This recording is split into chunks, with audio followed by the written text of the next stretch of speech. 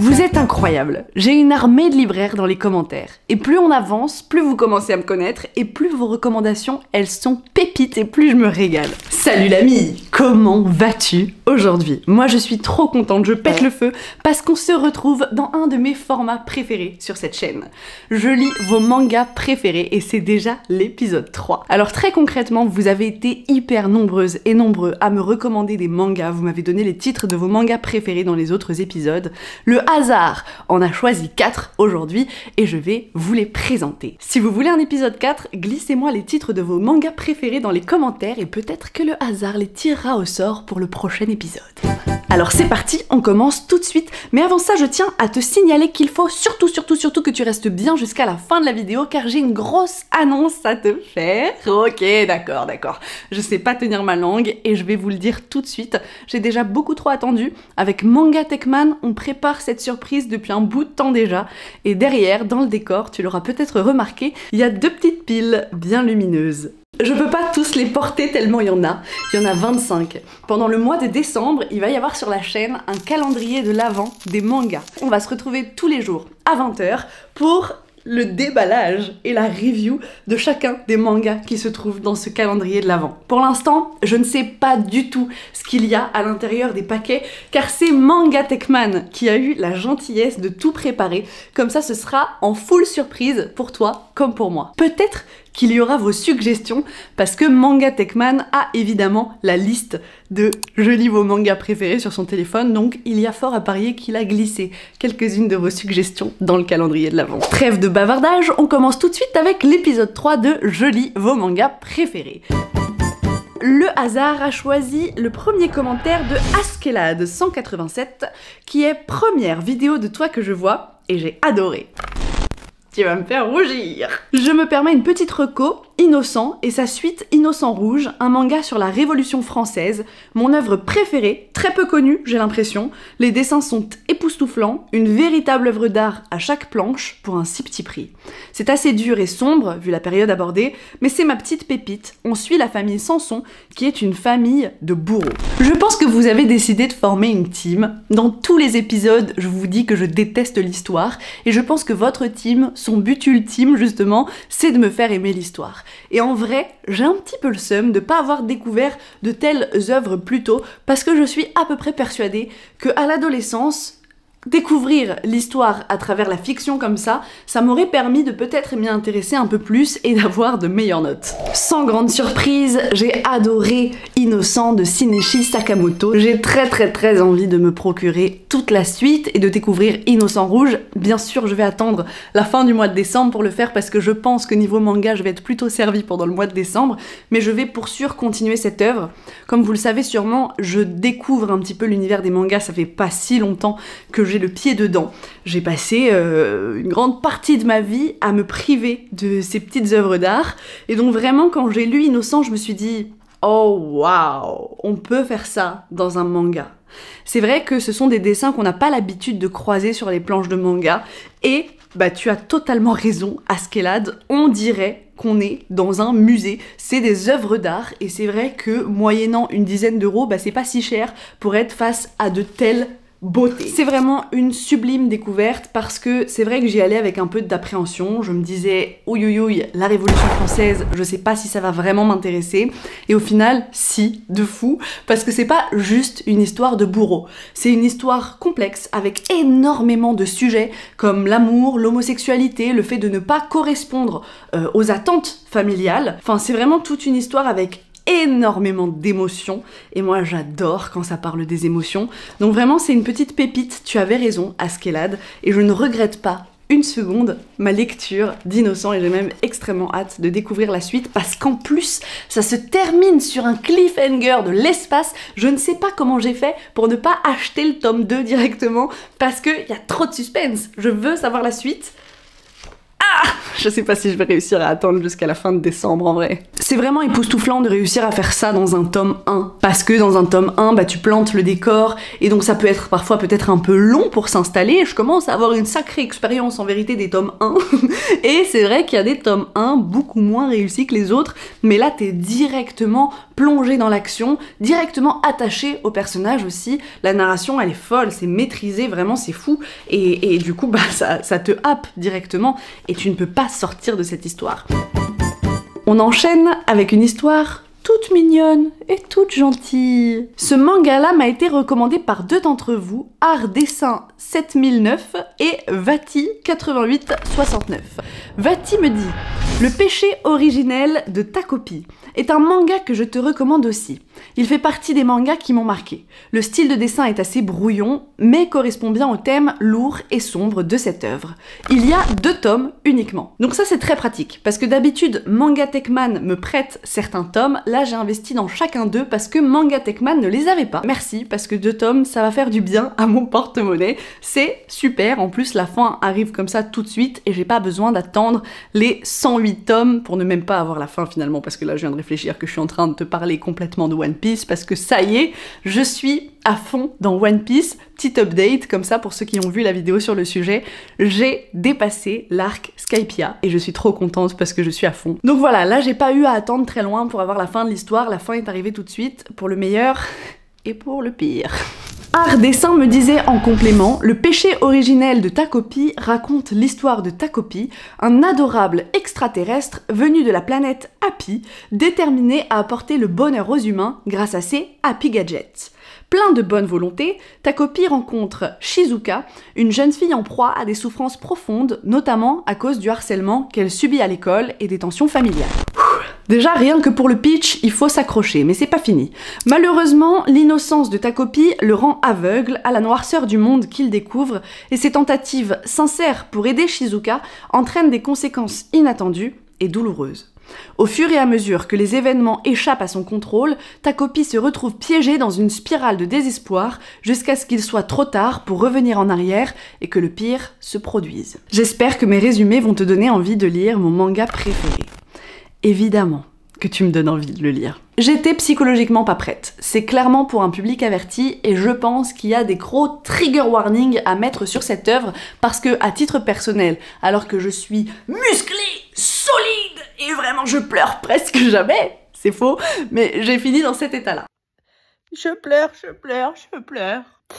C'est super la lecture.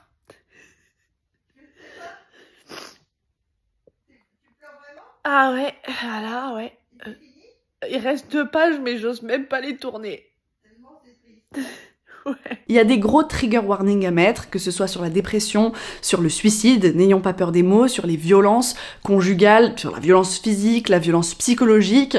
Enfin bref, c'est une œuvre ultra sombre. Nous n'allons pas tourner autour du pot, c'est clairement un manga sur le suicide. C'est toute une réflexion autour de ce sujet-là, et personnellement c'est un sujet qui vient faire écho en moi de manière très forte, parce que c'est de cette façon-là que mon grand frère est parti.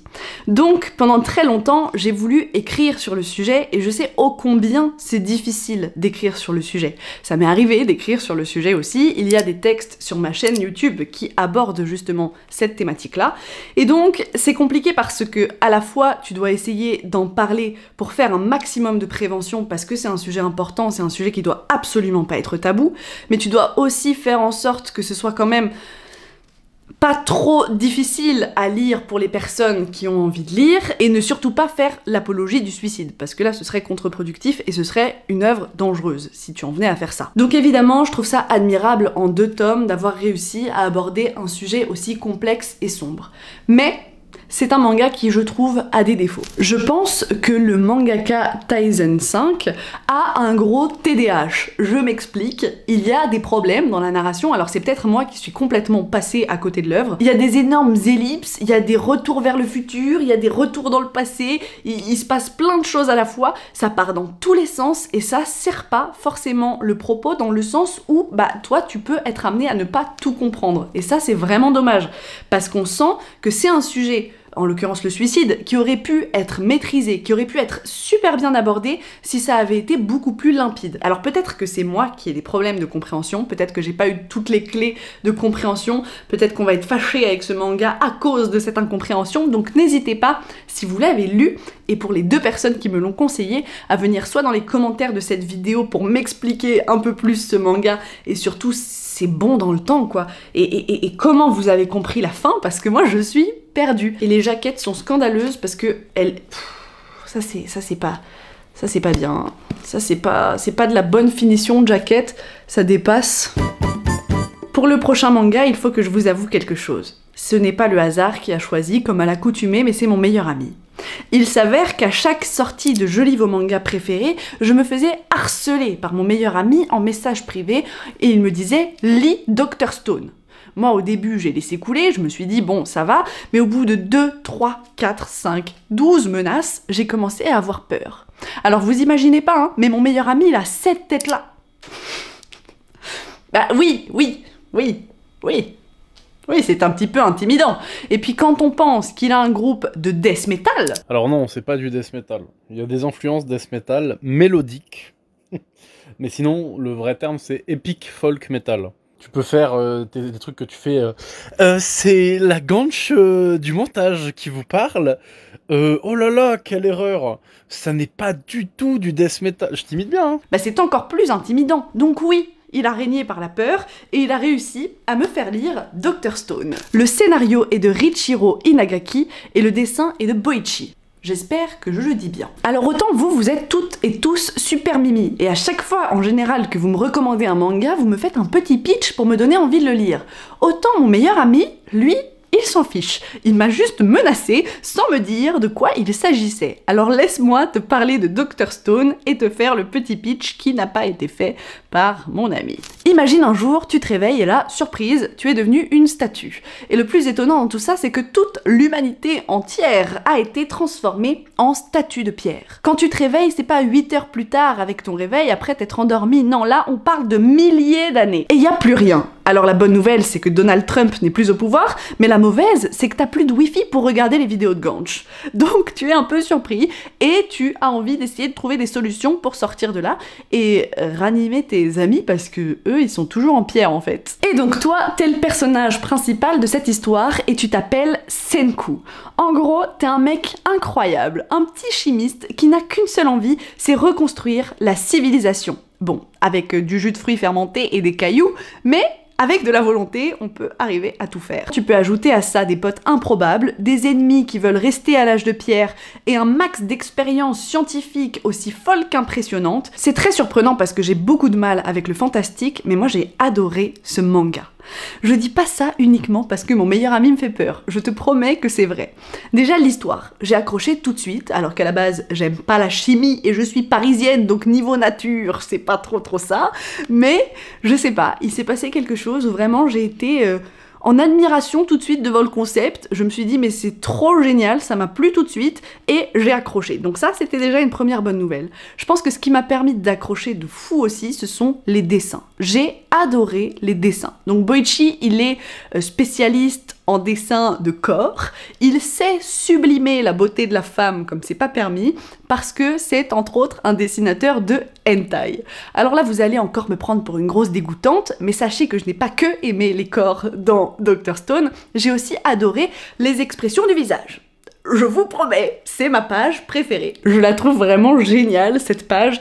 Limite, je pense que ça finira en tatouage sur les fesses pour rendre hommage à Boichi qui est quand même un dessinateur de hentai comme on l'a dit.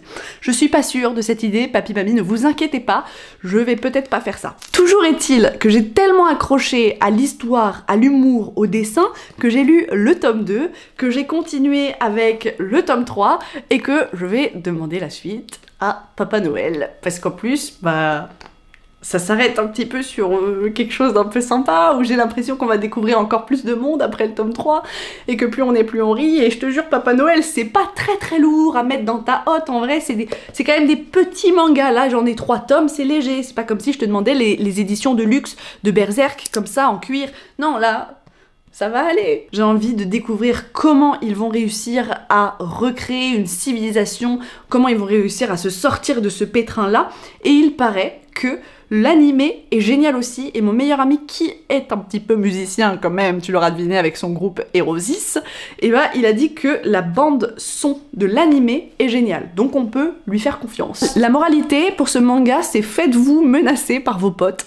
Je plaisante, évidemment. En tout cas, s'ils vous menacent en vous disant de lire absolument Dr Stone, vous pouvez les garder dans votre vie, les potes.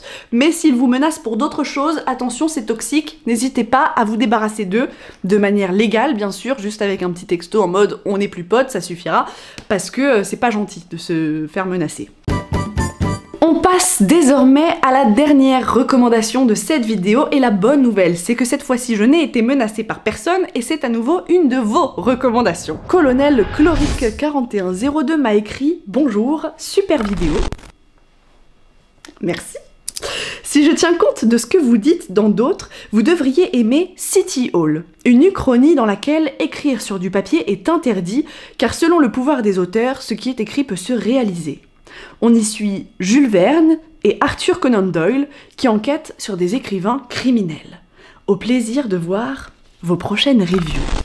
À partir de maintenant, vous allez toutes et tous me vous voyez parce que ça m'a fait des frissons dans la colonne vertébrale. Je plaisante. Vous pouvez clairement continuer de me tutoyer, mais c'est vrai que ça a mis une petite ambiance un petit peu... je me sens comme une grande dame, en t-shirt Bob l'éponge, mais une grande dame quand même. Ce manga est français. Il a été écrit par Guillaume Lapère et dessiné par Rémi Guérin.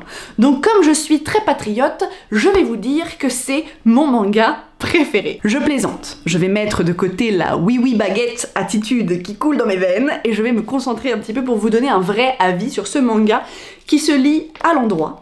Et ça m'a beaucoup perturbée. Autant j'ai mis un temps considérable avant de réussir à lire les livres à l'envers et à comprendre le concept de l'ordre des bulles, autant maintenant que j'y suis et que pour moi maintenant il est plus possible de faire autrement, un manga qui se lit à l'endroit, bah c'est très perturbant.